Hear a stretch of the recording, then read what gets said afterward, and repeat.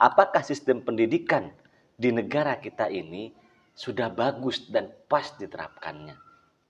Ini dalam konteks nasional semacam ini, maka penting pendidikan di Indonesia ini rata-rata dilihat dari ijazahnya, bukan dari kemampuannya. Akhirnya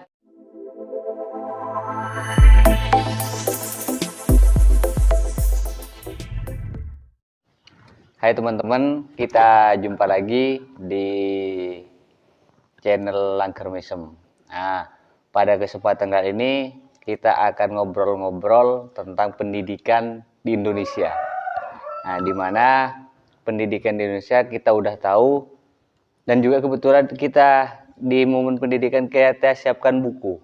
Nah, sekaligus juga kita akan bahas bagaimana pendidikan di Indonesia, bagaimana kenapa lahirnya Hari Pendidikan di Indonesia, dan kebetulan yang di depan ini adalah salah satu kepala sekolah juga. Ini pas. Tapi jangan bilang jomblo ya. Nah, jadi gitu. Jadi mungkin saya akan memulai dari Hari Pendidikan di Indonesia itu tidak terlepas dari namanya Ki Hajar Dewantara. Karena beliau penggagas pertama kali waktu masa Belanda tentang pendidikan di Indonesia waktu itu. Meskipun habis itu juga pada masa Belanda setelah Ki Hajar Dewantara ada Ki Ahmad Dahlan dan juga Ki Hasyim Asy'ari. Dan juga kalau dari golongan perempuan itu ada Raden Ajeng Kartini seperti yang sudah kita bahas kemarin. Konten bareng gitu. Konten bareng. Seperti itu. Mungkin tentang pendidikan Indonesia sebagai kepala sekolah, bagaimana menurut jenengan, baik bagaimana tentang pendidikan di Indonesia dan juga bagaimana kondisi pendidikan sekarang gitu. Sebelum kita masuk pada topik, Razen, saya akan mengucapkan selamat Hari Pendidikan. Semoga kita menjadi orang-orang beradab karena pendidikan. Pendidikan yang kita bayangkan ini, atau pendidikan yang ada di negeri kita ini sebenarnya dari generasi ke generasi setelah dicetuskan oleh Ki Hajar Dewantara dengan taman siswanya. Saya pikir ada harapan-harapan baik.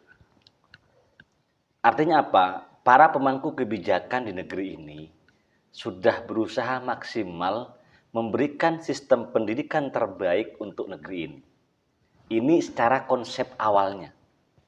Cuma pada tatanan pelaksanaannya ada berbagai macam problem yang notabene-nya ini perlu juga nanti kita kritiki bersama sebagai masukan dan informasi terhadap pemangku kebijakan di negeri ini. Contoh sederhana, di Indonesia ini kalau tidak salah setiap ada pergantian menteri maka muncul sistem baru dalam kurikulum pendidikan. Sekarang yang terakhir itu yang dicanangkan adalah kurikulum merdeka. Dari semua sistem-sistem ini, saya pikir ada harapan baik. Cuma pertanyaan yang mendasar, apakah pendidikan atau kurikulum pendidikan yang dicanangkan oleh negara khususnya sudah sesuai dengan kebutuhan masyarakat kita? Kan kayak gini. Apakah sistem pendidikan ini pertanyaan dasarnya, apakah sistem pendidikan di negara kita ini sudah bagus dan pas diterapkannya? Ini dalam konteks nasional semacam ini, maka penting kita melihat dan menelisik. Saya pribadi sebagai kepala sekolah misalnya, saya begitu menemukan kerutan sekali.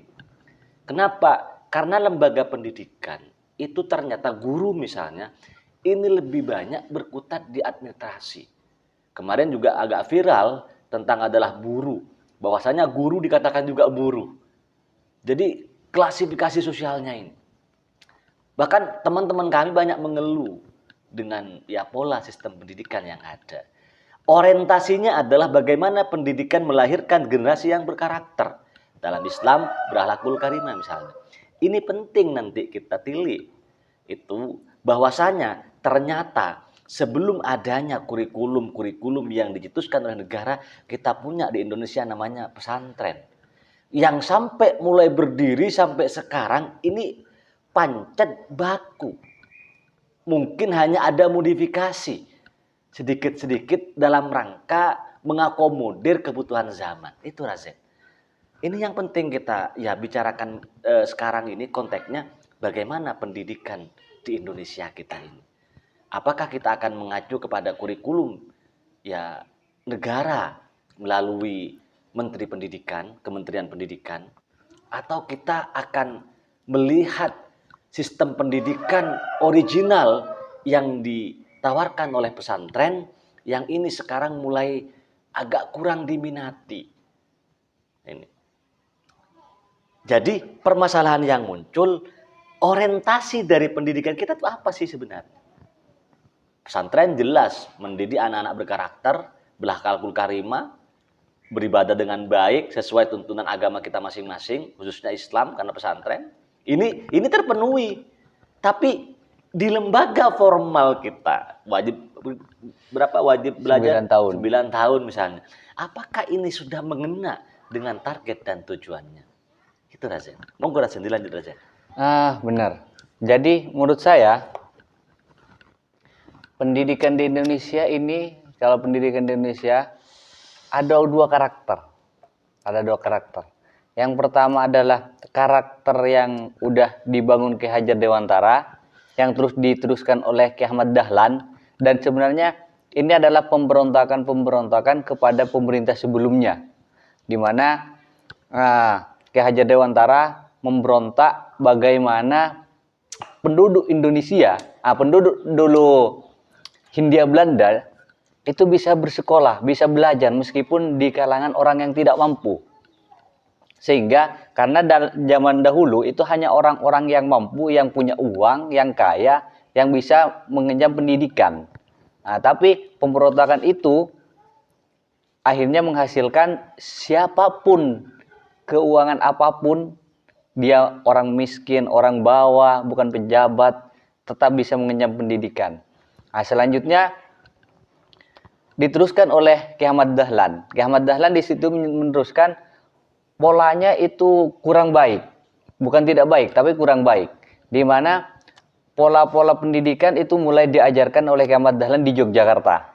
Nah, di mana Ki Ahmad Dahlan rela mengeluarkan uang sendiri untuk membiayai para tenaga-tenaga pengajar. Sehingga dengan itu meskipun nanti semua orang rela mengeluarkan uangnya, akhirnya Ki Ahmad Dahlan tidak mengeluarkan uang. Nah, terus datang Ki Hasyim Asy'ari itu menurut saya mempunyai wajah yang baru. Ki Ahmad Dahlan hidupnya dengan Ki Hajar Dewantara itu di perkotaan.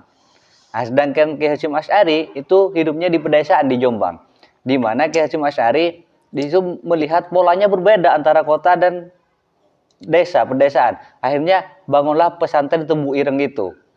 Nah, jadi fokusnya adalah bagaimana cara mendidik orang desa ternyata tidak sama dengan mendidik perkotaan.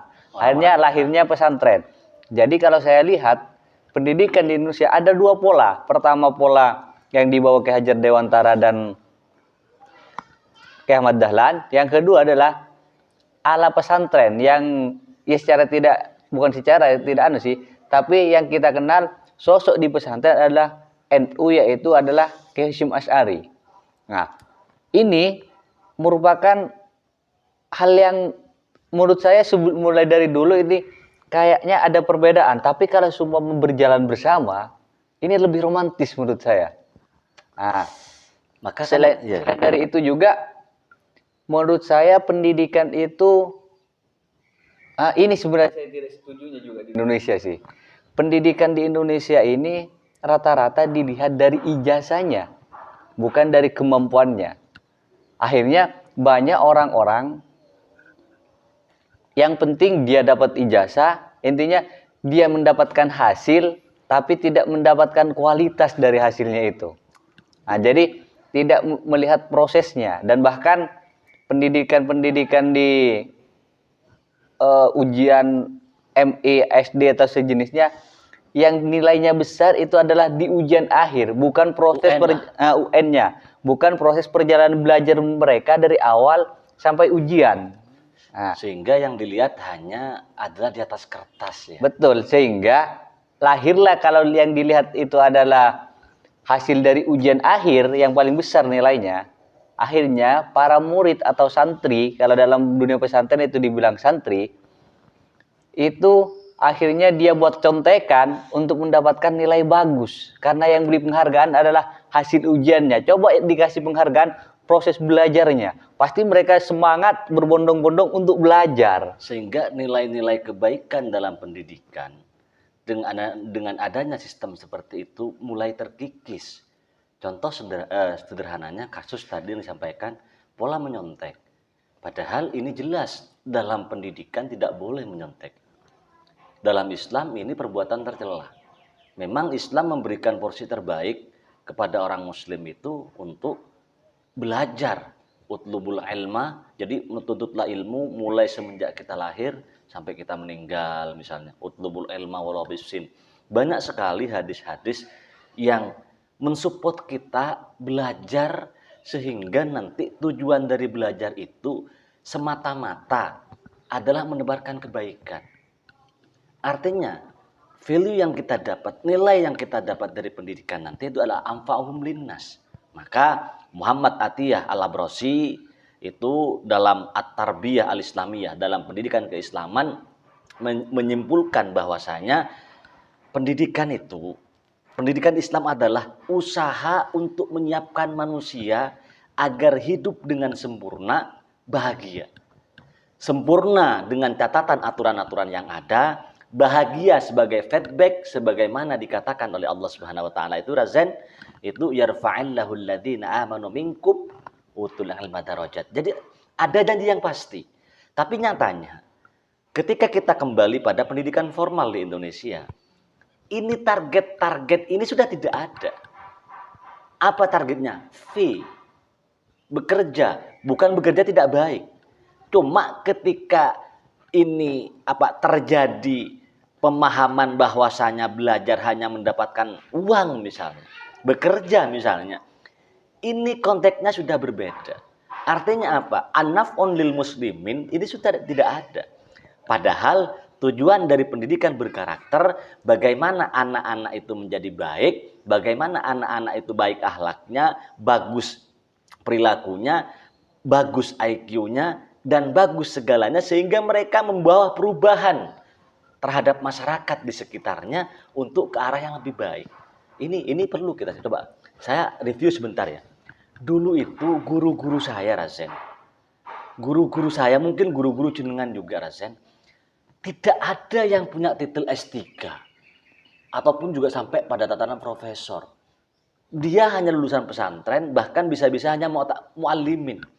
Tapi ketika pulang ke masyarakat, mereka mampu menjawab problem kemasyarakatan.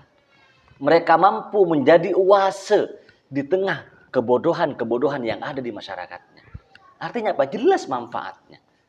Kenapa? Karena mereka tidak berpikir dengan pendidikan mereka mendapatkan manfaat berupa fee. Coba kita ini cross check. Iya, gini. Oke, saya nyambung di situ ya. Bener.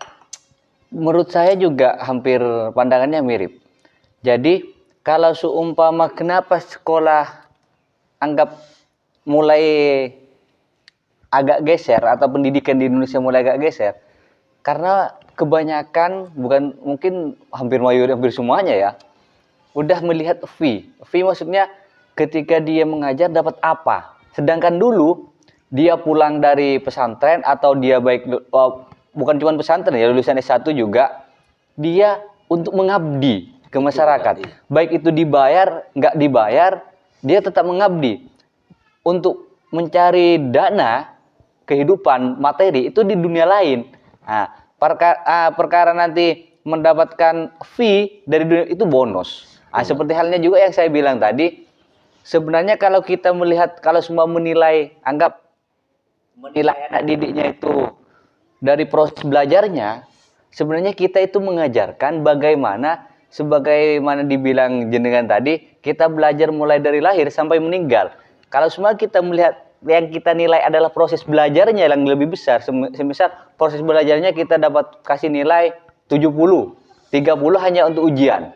Itu pasti mereka semangat untuk belajar mendapatkan nilai 70. Udah menjadi habit, kebiasaan. setelah mereka lulus, mereka tetap akan belajar.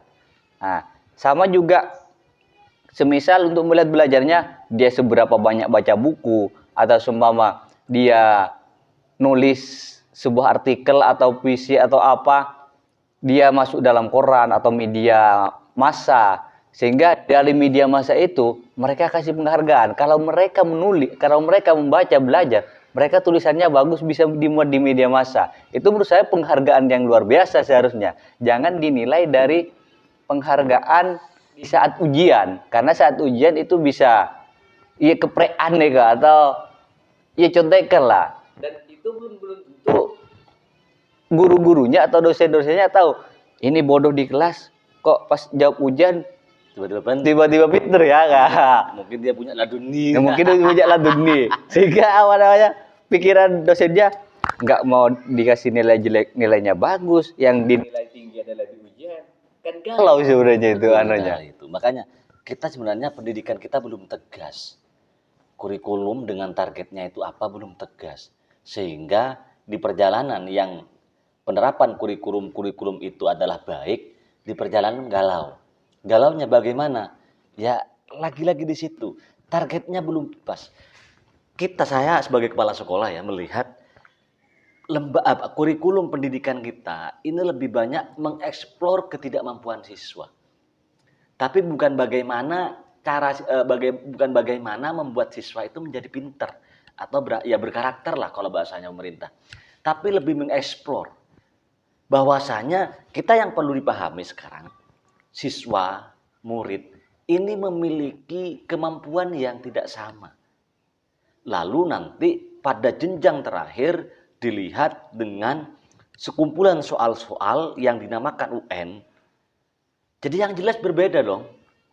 Makanya betul sekali, proses-proses ini tidak pernah dilihat. Sehingga dia lebih kepada ending, nilai akhir dari yang namanya UN.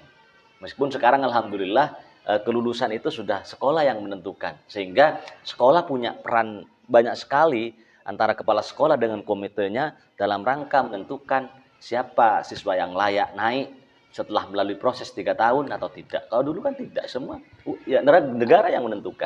Benar sekali. Kalau sekarang mungkin udah lebih baik ya daripada yang dulu.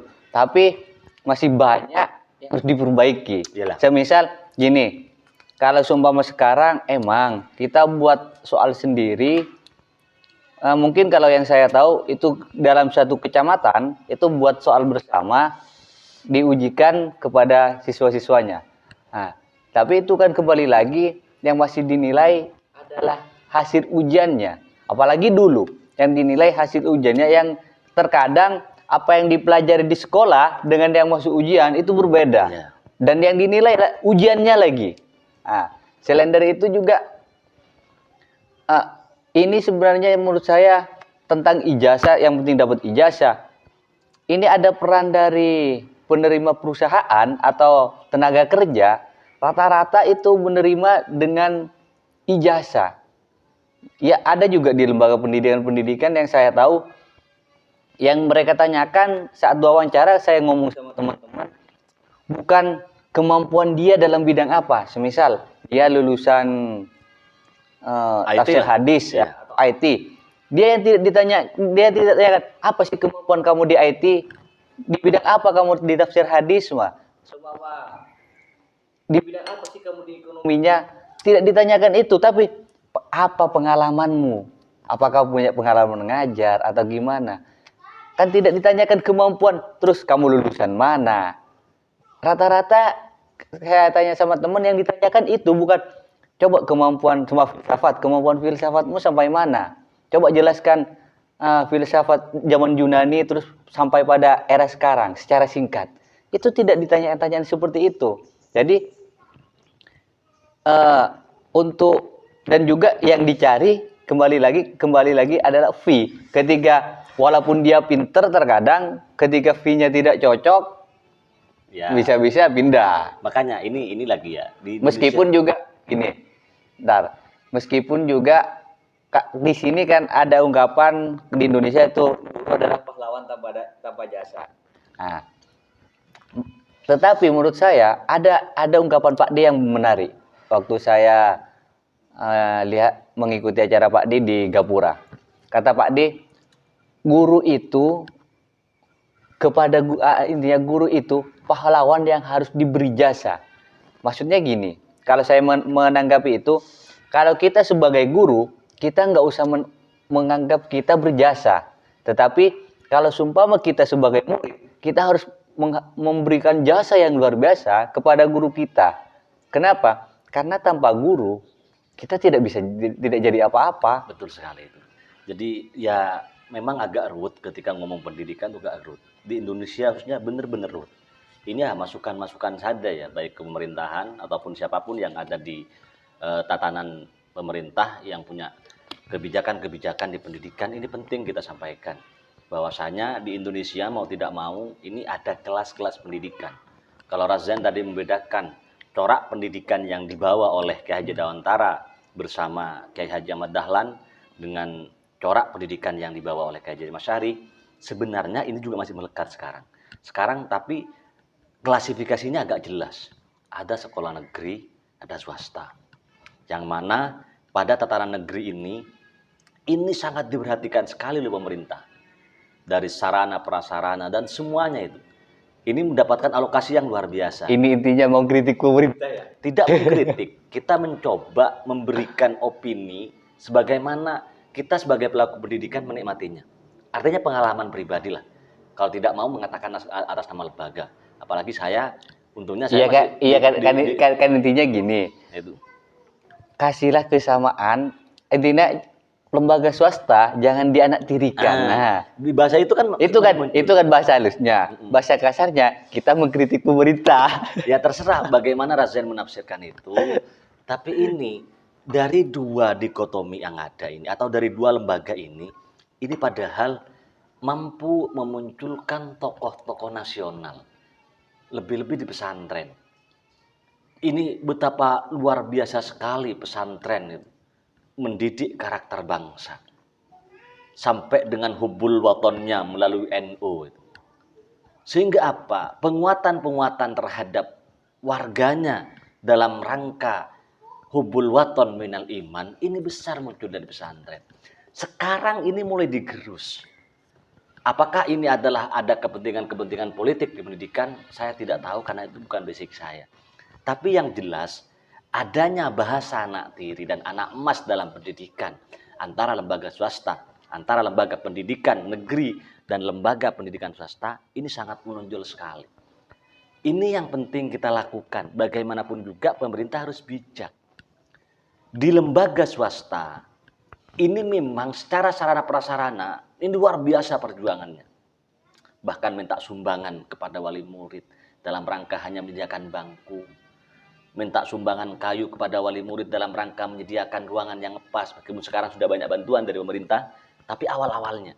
Artinya, biar nanti bahwasanya dari dua corak pendidikan ini, outputnya sama-sama mampu berkontribusi besar terhadap negara. Ini, saya begitu konsen menyetujui dan mensupport pendidikan di pesantren. Sebenarnya kalau Bapak Nadiem misalnya, ini mau turun ke bawah, lalu ngobrollah dengan orang-orang pesantren. Saya pikir kurikulum merdeka itu yang harapannya adalah mencetak generasi-generasi output yang berkarakter pesantren. Sudah mampu melakukan itu. Coba cek alumni di pesantren. Senakal-nakalnya anak pesantren, dia akan berkarakter minimal terhadap tata krama. Senakal-nakalnya pesantren, mereka masih berpegang teguh pada aturan-aturan pesantren. Tidak ada anak pesantren yang nakal, dia begitu langkah kepada gurunya. Ini apa? Ini apa? Karakter yang dibangun oleh pesantren dalam melalui pendidikan kepesantrenannya ini sudah sukses. Sekarang coba sampean lihat isu-isu nasional yang terjadi sekarang. Kemarin kita lihat bagaimana di mana itu? Bandung ya. Yang homeschooling itu, yang sampai berapa anak yang dihamili oleh pengurusnya itu, bukan pengurusnya ya, pengasuh. Jangan pengasuh di pesantren itu.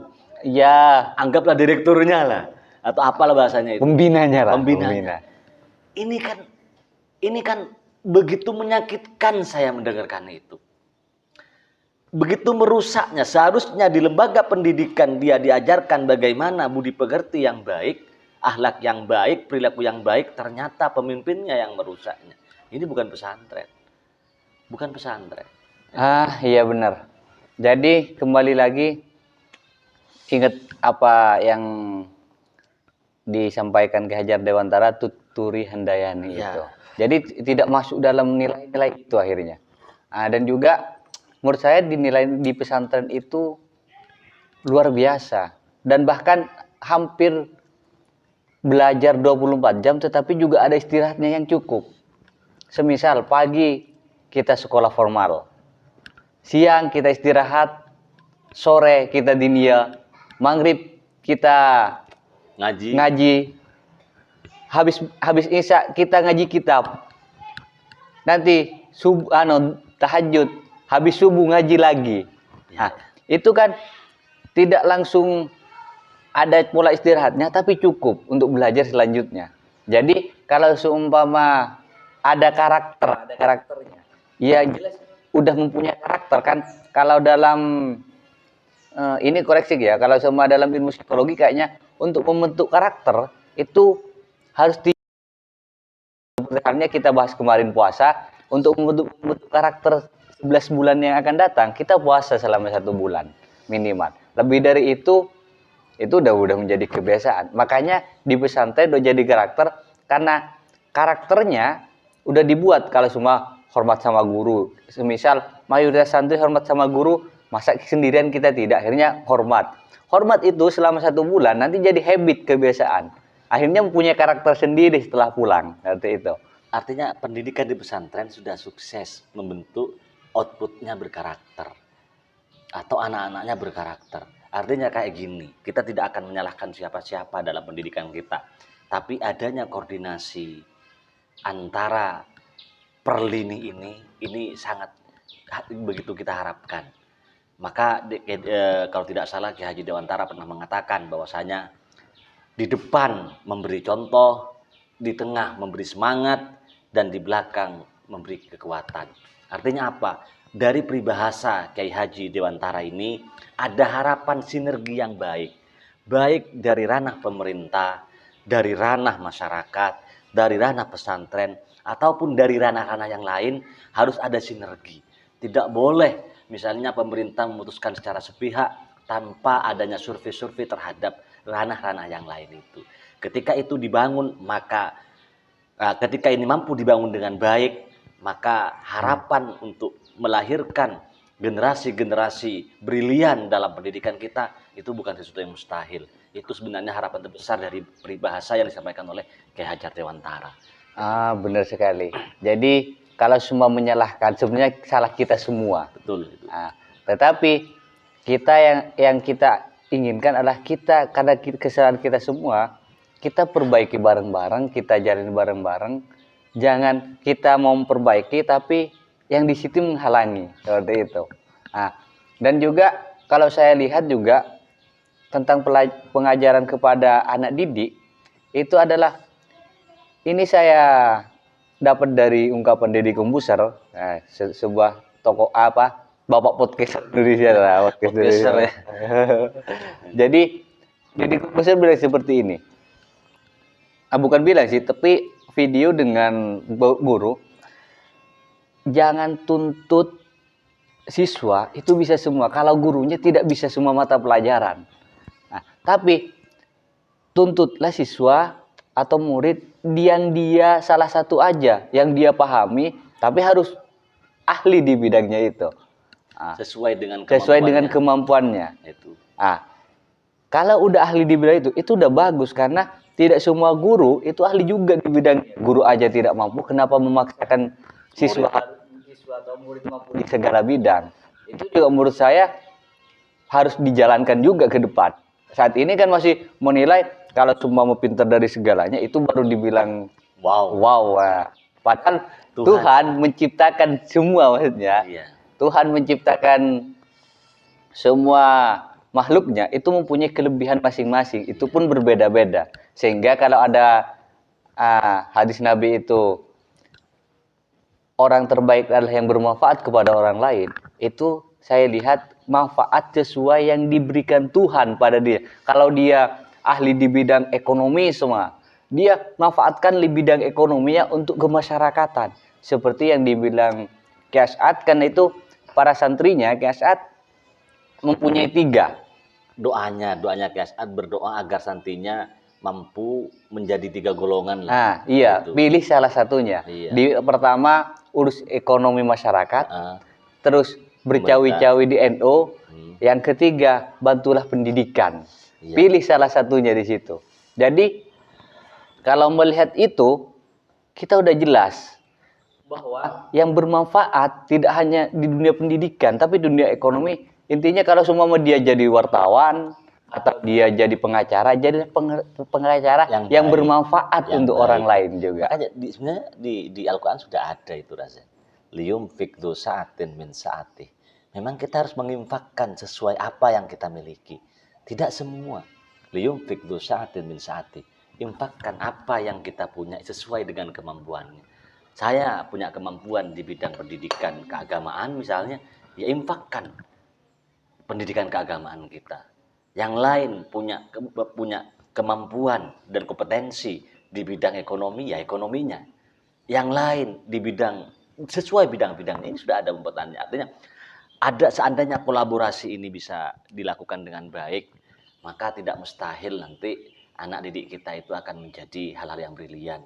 Dulu di Indonesia pernah lahir tokoh-tokoh nasional semacam B.J. Habibie yang mampu mewarnai Indonesia dan juga mancanegara dengan ilmu kepesawatannya misalnya. Ya, ini kan suatu hal yang membanggakan.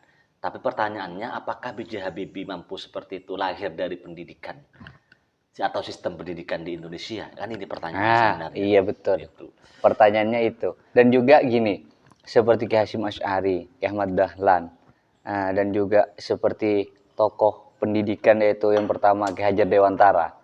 Itu apakah lahir dari sistem pendidikan Indonesia seperti itu? Dan juga tadi belum dijelaskan bahwa Hari Pendidikan itu adalah hari lahirnya Ki Hajar Dewantara. Ya, Nah, karena penggagas pertama kali adalah Ki Hajar Dewantara, pendidikan yang ada di Hindia Belanda waktu ya, itu. dengan namanya Taman Siswa. Taman Siswa. Dan bahkan kalau di Jogja itu ada Jalan Taman Siswa, ada kampus juga Taman Siswa. Nah, selain dari itu, biar kita tidak menyampingkan perempuan, Kartini itu adalah penggagas pendidikan pertama perempuan di Indonesia.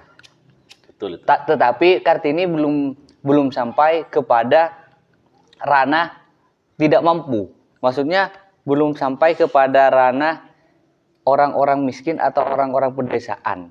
Tapi Kartini baru bisa menghimpun orang-orang di kalangan ningrat atau yang sederajat, orang-orang yang mampu. Nah, habis itu baru dilanjutkan oleh Dewi Sartika, di situ memunculkan lagi. Intinya Dewi Sartika ini seperti halnya Ki Hasyim Asy'arinya. Kepanjangan tangan daripada Raden Ajeng Kartini. Sehingga penduduk desa-desa pun udah mulai bisa belajar walaupun dia tidak mampu. Akhirnya kalau sekarang udah kita bisa lihat semua baik laki-laki perempuan kita udah bisa belajar bersama. Dan bahkan tinggal kita pilihannya, apakah anak-anak sekarang orang tuanya rela mengizinkan anaknya belajar. Nah, masalahnya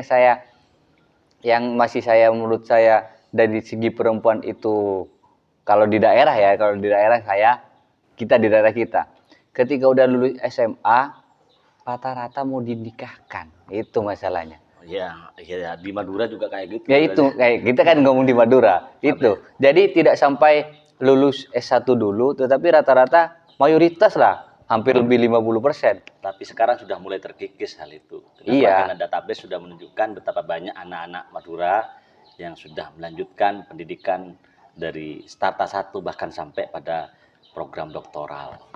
Betul. Tapi itu udah ada kemajuan. Menurut saya itu juga harus kesadaran daripada orang tua. Jangan kan kebanyakan orang tua. Jangan nanti tidak laku. Akhirnya nikah aja dulu. Padahal kalau kita ya udah nikah, itu nggak mungkin meneruskan. Bukan nggak mungkin sih. angel kalau Ya, Aja angel. ada kemungkinannya sedikit lah, persentase Sedikit. sedikit. Tapi yang penting juga Razen, kita yang patut prihatin sekarang itu dekadensi moral di kalangan pendidikan. Ini artinya Kiai Haji Dewantara sudah tadi saya kutip peribahasanya, bagaimana ada sinergi depan, tengah, dan belakang. Ini sekarang yang paling menarik juga bagaimana kita melihat fenomena pendidikan kita. Artinya apa? Gini loh, pendidikan kita, sistem pendidikan kita ini masih ada ruang luar biasa yang harus kita selesaikan bersama terkait dengan moralitas. Moralitas itu tidak hanya bagi siswanya saja, tapi juga orang tuanya. Dan tadi bilang sampai bagaimana support orang tua, saya menarik. Kasus-kasus yang terjadi misalnya, bagaimana seorang guru dihukum gara-gara menjewer siswanya. Ini kan juga patut sebenarnya kita prihatin dengan kondisi ini. Ketika ini terjadi, meskipun ada misalnya di luar batas normal ya tidak masalah. Tapi hal-hal normal misalnya, tarbiyah itu kan penting. Nabi sendiri sebenarnya ketika sudah pada tahap tertentu harus dipukul ya pukul. Tapi di Indonesia kan atas nama HAM, guru banyak sekali yang dipenjara. Ini juga butuh kebijakan penting dari Menteri Pendidikan sekarang ini. Sehingga guru tidak tanggung-tanggung mendidik. Kan kayak gitu lah, Zen. Terlepas saya sebenarnya juga tidak terlalu intent membahas itu, apakah ini menjadi pelanggaran berat atau tidak. Tapi ketika ada guru yang dipidanakan atau dipenjarakan gara-gara menjewer siswanya, ini begitu mengenaskan dilihat dari jasa yang diberikan lembaga pendidikan itu sendiri kepada gurunya ataupun pemerintah kepada gurunya. Itu. Benar sekali. Dan juga sekarang gimana ya? Karena semua berbicara sebenarnya ini peran semuanya sih, antara guru juga, orang tua, dan segala pihak, sosial juga. Kalau zaman dahulu, yang jelas guru itu kalau memukul menurut saya itu udah kekerasan. Tapi kalau semua menjewer, itu bagaimana menjerahkan murid sebenarnya. Sama halnya ketika di Indonesia melanggar hukum di penjara. Dan bahkan kalau semua berat seperti kasusnya Sambo kemarin sampai dihukum mati ya. Itu sebenarnya menurut saya hukuman-hukuman itu perlu kepada siswa. Kenapa saya bilang perlu? Biar kalau semua mahasiswa itu dihukum atau murid itu dihukum, ya hukum sewajarnya lah. Jangan berlebihan. Kalau berlebihan saya tidak setuju juga. Hukum sewajarnya. Kalau mereka dihukum dia ada efek jerah. Ketika dewasa tidak udah takut, saya kalau melakukan seperti ini akan dihukum. Tetapi kalau semua mulai dari kecil itu tidak ada hukuman, akhirnya dewasanya melakukan, karena tidak ada efek jerah waktu kecil, enggak ada trauma-trauma melakukan kejahatan, akan dihukum. Akhirnya dia sewenang-wenang waktu dewasa. Makanya pendidikan kita ini sifatnya tarbiyah, bukan hanya membuat anak pintar secara intelijensi, tapi bagaimana juga anak-anak sampai berkarakter menjadi budi pekerti yang dilaksanakan dan diamalkan pada kehidupan sehari-hari, Rasen. Sehingga hukuman-hukuman dalam konteks wajar, tanda kutip wajar ya, ini memang penting kita lakukan, Rasen. Itu. Benar.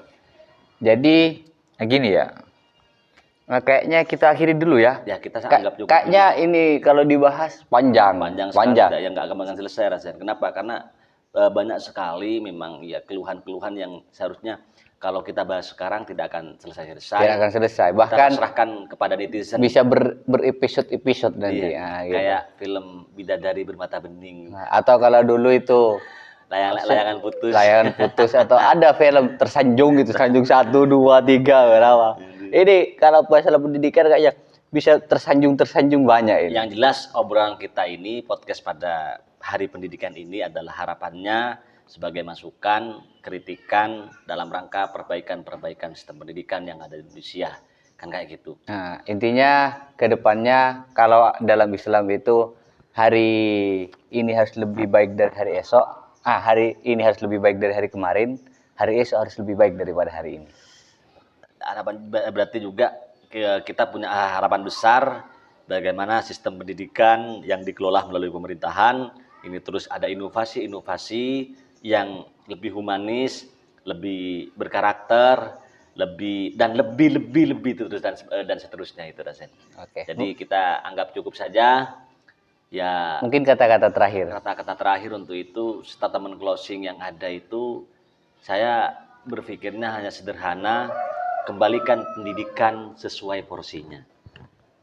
Porsi terbaik dari pendidikan adalah ketika lulusan-lulusan pendidikan mampu anfa'uhum linnas sesuai kadar dan kemampuannya. Itu saja Rasen, saya tidak punya bahasa ini. Kalau saya sih sederhana aja. Semua pendidikan itu tujuannya sama. Untuk menjadi anak bangsa yang lebih baik. Jadi,